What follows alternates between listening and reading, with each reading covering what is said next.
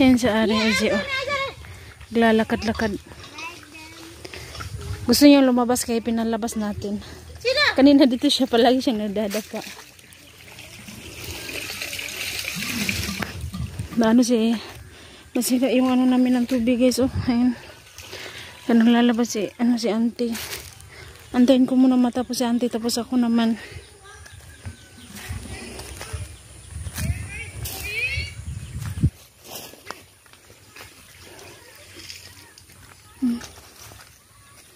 Ito yung mga sili.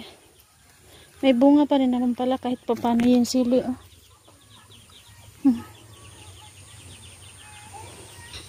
Yung tubo. Dati gusto ko yung tubo, guys, pero ngayon wala na tayong ngipin. Wala na akong bagang ba. Kaya nagingig na dito akong ngipon pagtanaw sa tubo, pero ang mga bata mukhaon man hinuon. Ang laki ng ano ng tawag dito American lemon. Sa side na yun na yung dulo. Ang laki. Marami bunga yun, oh. Dami yung bunga. Excited ako pag lumaki yung akin yung ganito. Ito naman kasi yung asawa ko nagtanim dito. Ang bilis lang ng panahon, kung kailan lang maliit pa to, ngayon lumalaki na. Yung mga bato rin pala dito, oh. Ay!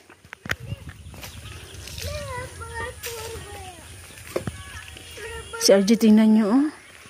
Kita kasi niya kasi inayos ko na yun dito, oh. Ayan. Narangan ko talaga ng kahoy. Nilibing ko na, binaon ko na sa lupa yung kahoy. Tapos, pakita ko sa inyo. Ayan. Ito yung ginawa ko. Ginawa ko nung isang kahapon. No, RG! Ari na iman. Tigo, RG. Ito kaya pool. Ayan. Diba ang ganda, puro snake plant lang yung tinanim ko dyan na side.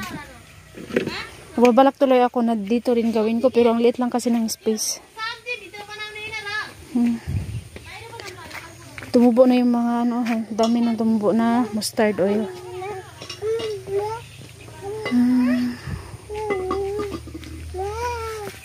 Si Aji kahit saan na lamang napadpad ng bataan ni oy.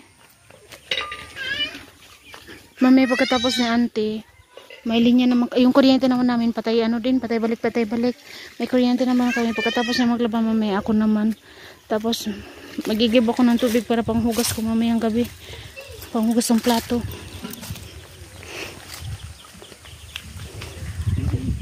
Agoy! Pagkita ko sa inyo kung ano yung sira niya. Ayan. Ganito yung namin ng motor ng tubig namin. Maliit lang siya. Tapos araw-araw mo pa siyang ginagamit. Kaya hindi talaga kaya ng mga pangmatagalan ba, kumbaga. Ano ito para ano yung tawag dito? Made in China. Oh. Naisip ko din made in China. Nag-usap kami kay si Sharon about dito sa motor. Pinakita niya yung ibang klase ng motor. Siguro yung mahal yung pinakita sa akin ni sis Sharon. Ito nga mahal nga ito eh. Ito 7,000 to eh. Tapos ito yung luma namin, guys. Ito yung luma namin, yung bago namin andoon nasira, yun na yung una nasira nung kailan lang yun. Last month man ata yun. Last month yun na yung nasira. Ang nasira, guys, is dito sa loob na to, kailangan siyang buksan dahil may pumasok na tubig sa loob nito na motor. Kaya ayaw gumana. Ito rin ayaw gumana. Feeling ko simdan nito yung sira. May tubig din ito sa loob kaya kailangan muna tanggalin ito, yung tubig, patuyuin ito sa loob, saka lang siya magiging okay ulit. Tapos mahal lang bayad, 2,900 ang isa ng motor, ganito isa. Tapos dalawa na yung sira, hindi ko alam kung paano. Na-stress ako, guys, kasi paano ko malalagyan ng tubig ang tangke namin. Tapos kailangan talaga maghugas na talaga ulit ako dito sa labas.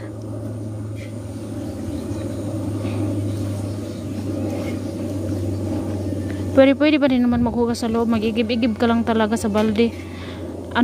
Langay kasi. Langay manggod siya. Kung sa Bisaya pa langay. Kung maghugas ka, magbagamit kayo sa balde. Kung sa magripo ka, maghugas. Dali rajud. Tingnan nyo yung gulay. Oh. Tumubo na siya. Oh. Gulay ito. Napakalakas ng amoy ng gulay na to.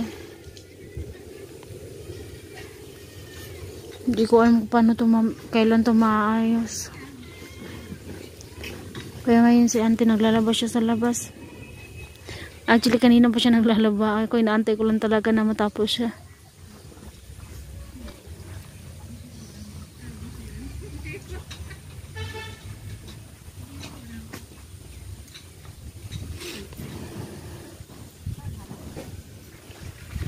Asa na yung pakot? Pakita ko sa inyo yung pato guys ha.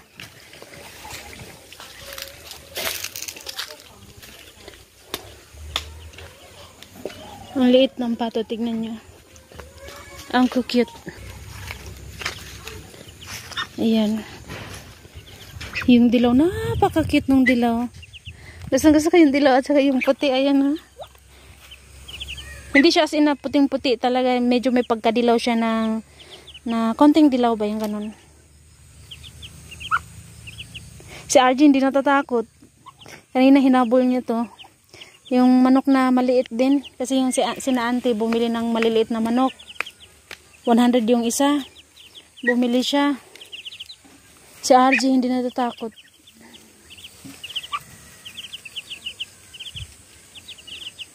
Two, 4, 6, 8. 10. Yun na.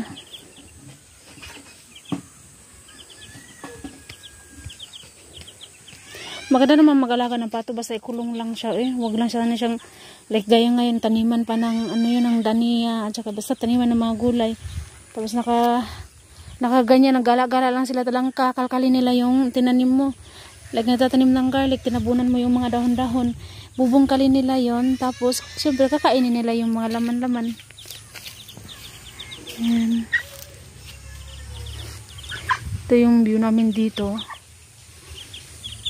Ang tahimik. Alam mo yung magpapasko dito sa kanila tapos alam mo yung magpapasko sa kanila tapos ang tahimik ng lugar. Kada na dyan. Yung bus, may bus doon. Naghabulan yung dalawang aso.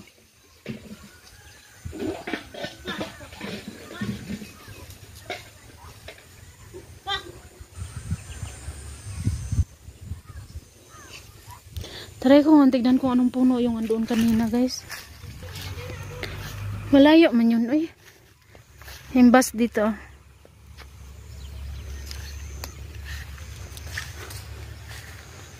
Puntahan ko kung anong klaseng puno baka makita naman doon ako na baka makita naman ako ng auntie na asawa ko, tawagin pa tuloy ako. I-check ko sana kung anong puno yun, malunggay ba siya kasi yung malunggay may mga bulaklak siya diba. May nakatambay sa labas uncle ng asawa ko.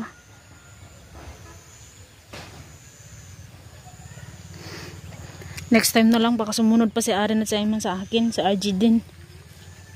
Tapos sa bahay doon yung babae nagkwento sa akin about sa yun nga tambol-tambol na yun.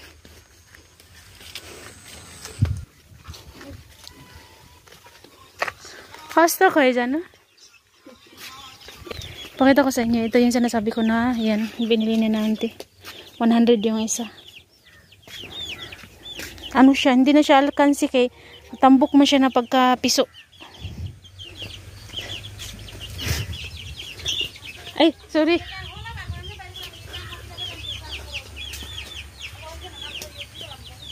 Asa na kaya yung isa dito?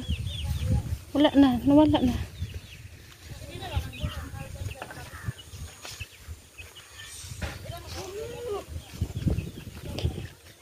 Sana lumaki na ito.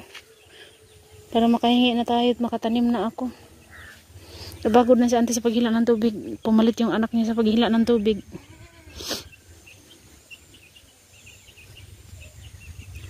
Kasi masakit sa kamay guys. Maghila-hila ka ng tubig. Tapos yung tubig ang lalim masyado.